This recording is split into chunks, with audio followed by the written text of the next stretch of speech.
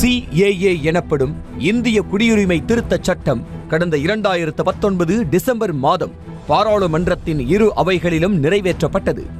ஆனால் சட்டத்தை அமல்படுத்துவதற்கு நாடு முழுவதும் கடும் எதிர்ப்பு கிளம்பியதால் CAA சட்டம் அமல்படுத்தப்படவில்லை.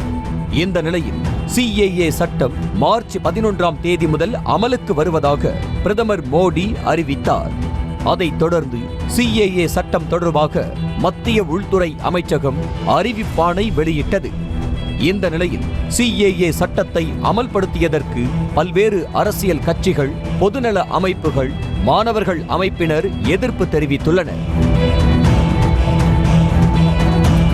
இந்திய மாணவர் சங்கத்தினர் CAA சட்டம் அமல்படுத்தப்பட்டதற்கு கண்டனம் தெரிவித்து மாநிலம் தழுவிய ஆர்ப்பாட்டத்தில் ஈடுபட்டனர்.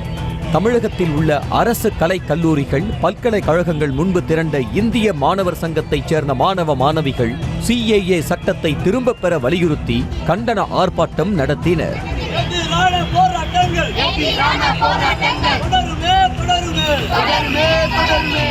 சென்னை பல்கலைக்கழக வளாகத்தில் திரண்ட இந்திய மாணவர்கள் சங்கத்தினர் CAA சட்டம் அமல்படுத்தப்பட்டதற்கு கண்டனம் தெரிவித்து முழக்கமிட்டனர். மத்திய அரசுக்கு எதிராக கோஷமிட்ட மாணவர்கள் CAA என தாளில் எழுதியிருந்ததை தீயிட்டு எரித்தனர்.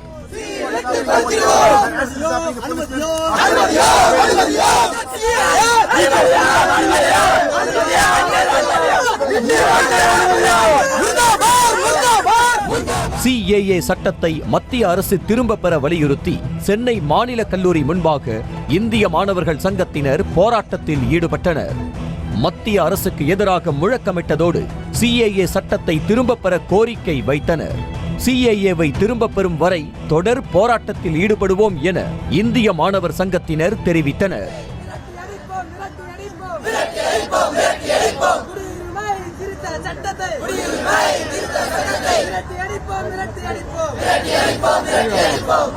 தஞ்சாவூரில் CAA சட்டத்தை வாபஸ் பெற வலியுறுத்தி மன்னர் சரபோஜி அரசு கலைக்கல்லூரி முன்பு இந்திய மாணவர் சங்கத்தினர் ஆர்ப்பாட்டம் நடத்தினர். மத்திய அரசுக்கு எதிராக மாணவர்கள் முழக்கமிட்டு ஆர்ப்பாட்டம் செய்தனர்.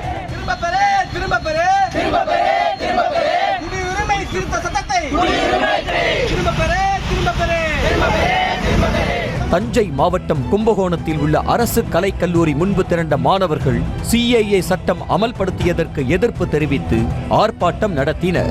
அப்போது மாணவர்கள் CAA சட்ட நகலை தீயிட்டு எரித்தனர்.